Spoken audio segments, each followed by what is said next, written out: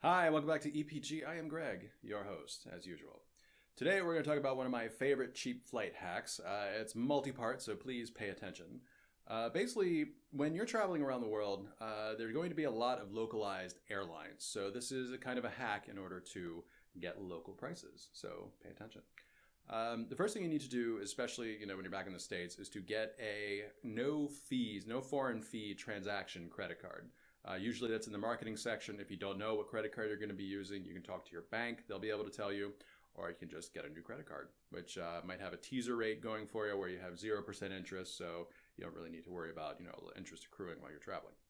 Number two, what you need to do is do a quick search of the airlines that are going to be in the country that you want to travel around in. So as I said, there are a lot of kind of low cost airlines, especially in Australia. There's some in Vietnam. They're in Asia. They're in South America. So yeah, you need to do a quick search of countries that you want to travel in or to in that area. So that will give you kind of an idea of the airlines that you'll use for the next step.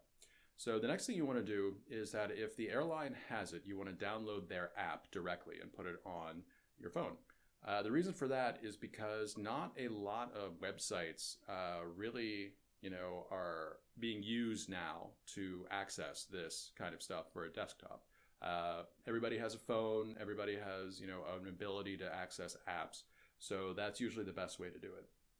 If the company doesn't have an app, the next best thing is to just access it on a browser on your phone.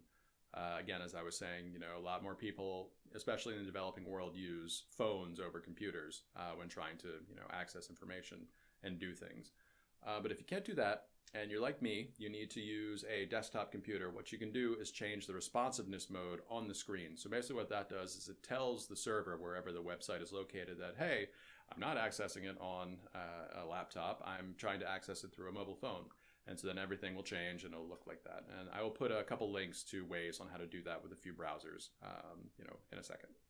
So after you do all that, what you want to do is, basically figure out, where you want to go, how you want to do it.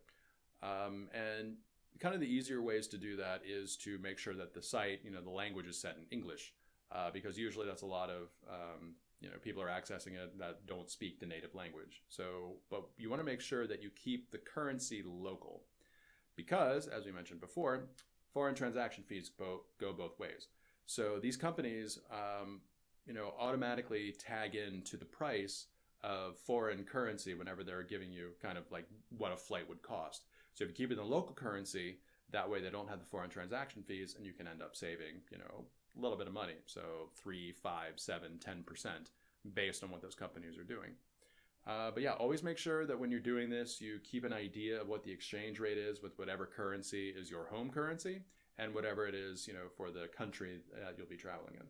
So yeah, that's kind of my cheap flight hack for foreign countries when you want to travel in them. So thank you very much for your time and get out there.